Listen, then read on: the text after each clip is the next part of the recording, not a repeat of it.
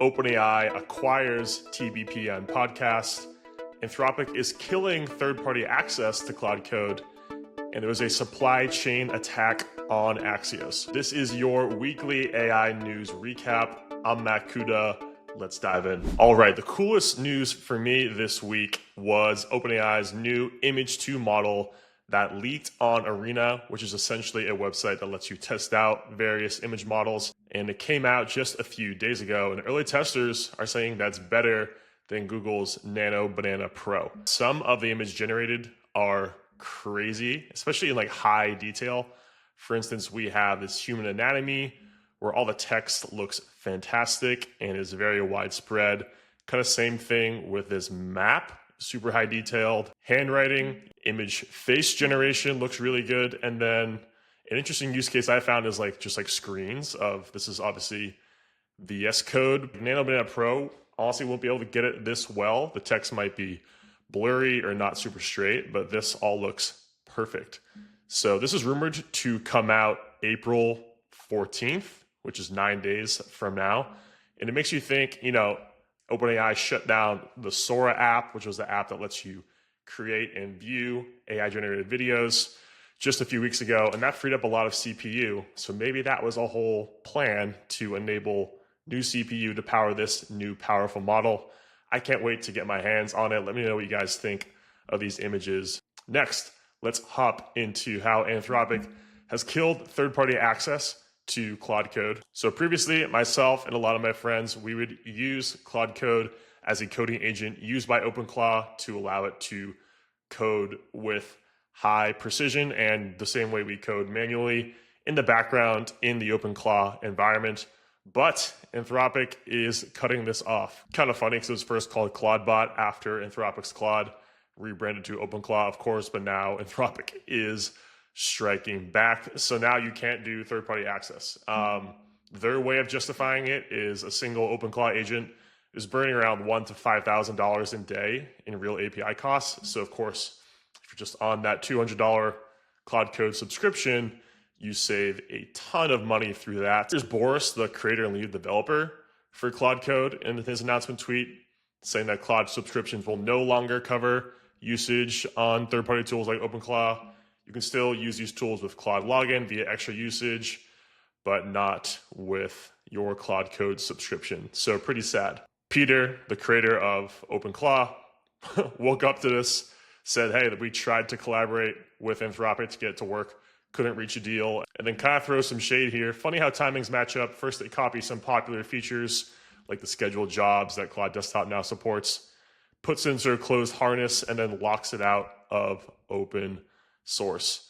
So, this is pretty sad news for me. I am team OpenClaw here. It's pretty ridiculous, some of Anthropic's recent moves recently, which make it harder to use Claude Code in other tools if you're not paying for it directly. And it kind of makes me think, is the era of flat rate unlimited AI compute over? We see a lot of other companies kind of tweaking back how much free credit usage or subsidized credit usage you get through their AI tools. Personally, I'll still use Claude Code as my main manual coding agent. Best results for me. But that may change if they keep putting all these restrictions on developers. A good transition from here is that the Claude Code source code has leaked last week. Also, there's a source map file in the NPM package that exposed 500,000 lines of the TypeScript code. It was a simple developer error where they forgot to put a line of code in the NPM ignore when publishing the new package. And because they forgot to do that, the entire TypeScript code got leaked. And there's some pretty wild things in here. Well, first I should note, this guy discovered it, put it in a zip file, and it went viral pretty quickly, 35 million views. I've been going through it myself. There's some pretty cool things in there. One thing is KAIROS, which is an autonomous background agent that's always on, acts without you, performing tasks, indexing your code base, getting a better understanding. There's undercover mode, which hides all AI authorship in open source commits.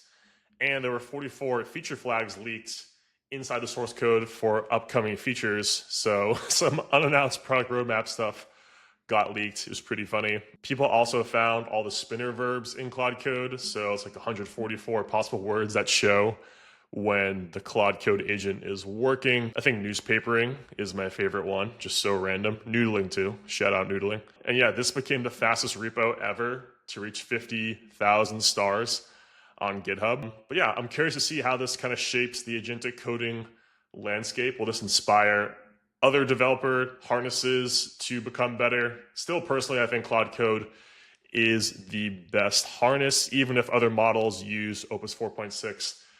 I don't find they get as good of results as Claude Code. Next, some exciting news. OpenAI acquires TBPN, the daily tech news podcast, probably my favorite podcast I've found in the last year.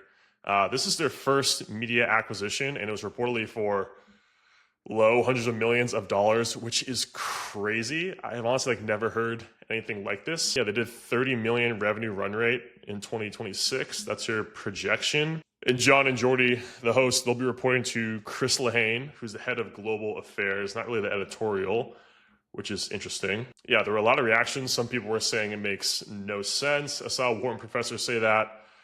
Other people said it's OpenAI kind of chasing vibes. That was CNBC. Sam Altman said, TBPN is my favorite tech show. We want them to keep that going and for them to do what they do. So, well, I don't expect them to go any easier on us. And I'm sure I'll do my part to help enable that with occasional stupid decisions. This is a good play for OpenAI. Right now, there's a ton of fear and confusion around AI for the masses. And I think TBPN does a fantastic job of breaking down these concepts, making them easy to consume, and just give a wide variety of opinion on everything going on in the ecosystem, not just for developers, but anyone just curious about the space. So this can be a way for OpenAI to kind of educate its potential customers that, hey, AI is not that bad. This is good. Here are all the cool things happening. So it makes sense for TBPN to go under their umbrella. And yeah, I'm curious to see how this plays out. And we're ending with a bang. There's a wild one where Axios got attacked. Now, if you don't know, Axios is one of the most popular NPM libraries used by developers in their applications with over 100 million weekly downloads. It's essentially a library that lets you make network requests and access the internet. Now, there were hackers that got credentials to one of the lead developers of this package and then put in this other NPM package called like plain-crypto.js, so it wouldn't look too suspicious. And then they were able to put that in a release of Axios. And then what that corrupted package would do is it would let people have remote access to whatever machine or cloud service uses that version of Axios. It's called a RAT, Remote Access Trojan. So it would give them access to that space using Axios so they could access secret keys, environmental variables, basically anything you obviously don't want public to be accessible. You know, if you ran this on your local laptop, they could remote access in to your laptop. So pretty crazy. This didn't do too much damage. Karpathy actually caught this, said he narrowly missed it, and actually raised the call for all NPM defaults to change to prevent this from happening in the future. And this is pretty wild. It kind of coincided with the Claude Code leak itself. 2 bad leaks in 1 week. And thankfully, this got caught pretty quickly and wasn't a long-standing corrupted version. Makes me wonder who was behind this. Was it a foreign adversary? Was it just a hacker looking for money, looking to target a specific company? Pretty wild to think about. So a pretty wild week overall for AI. I'm personally most looking forward to this new OpenAI image model and seeing how TBPN operates under OpenAI moving forward. This has been your weekly AI news recap. Thank you guys so much for watching. Subscribe for more videos like these and updates on my personal projects. Comment down below what you think of all this and what you want to see in the future videos. Thanks for watching, and I'll see you in the next one.